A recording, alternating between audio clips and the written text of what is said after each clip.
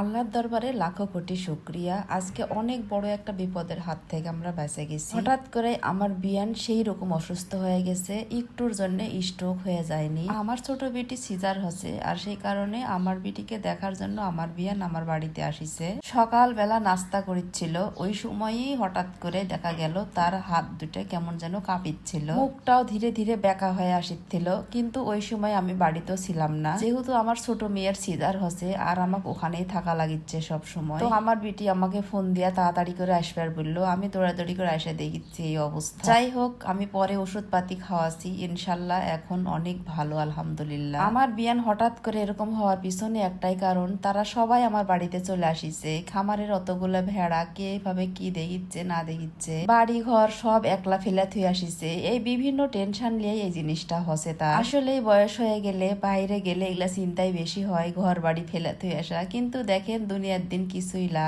একটা সময় সব কিছু ফেলে চলে যাওয়া লাগবে। যাই হোক, ওষুধপাতি খাওয়ানোর পরে আলহামদুলিল্লাহ এখন অনেকটাই ভালো।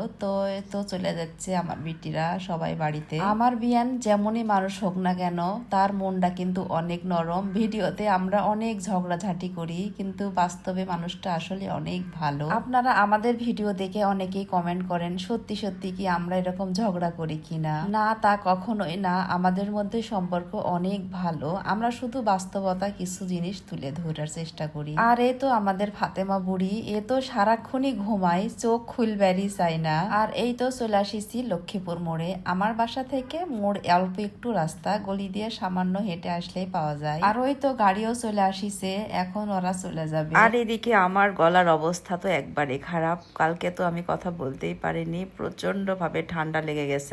আমার গলার ভয়েস শুনে আপনারা বুঝতেই পারছেন, আমার গলা একদমই দেবে গেছিল। যে পরিমাণ গরম আর এই দৌড়াদৌড়িতে প্রচন্ড ঘামার কারণে আমার এই অবস্থা হয়ে গেছে। আমার বিয়ান খুব ভয় করিচ্ছে, আর বারবার শুধু আমাকে একটা কথাই বলিচ্ছে, আমার সালপাল গুলো দেখে রাখবেন। আসলে শরীর যখন অসুস্থ হয় তখন মনে অনেক রকম ভীতি কাজ করে। এই তো আমার ফাতেমা, আমার সোনা পাখিটা কি সুন্দর করে চোখ খুলিছে। এখন দিন রাতের বেশিরভাগ সময় ওই ঘুমায় থাকে, আর ওর মামা তো আসলে পারে সারাক্ষণ কুলে লিয়েই থাকে। পড়াশোনা সব বন্ধ করে শুধু ফাতেমা কুলে লিয়েই থাকবে। ফাতেমা তো দাদির কুলে বসে যাচ্ছে, আর পিছন থেকে আমার গুড্ডু সোনা আমাকে ডাকিতে, আপা তুমি যাবেন না? ওই ভাবিছে আমিও ওর সাথে যাব। গুড্ডু সোনার আর একটা ভাই হওয়ার পর থেকে ওর মনে একটাই ভয়, আমি মনে হয় আগের মতো গুড্ডুকে আর ভালোবাসবো না। আমাকে কিছুক্ষণ পরপরই এসে বলিচ্ছে, আপা তুমি আমারে কার ভালোবাসবেন না? আর এইদিকে দেখেন দুই ভাই বোন কি শুরু করে দিছে।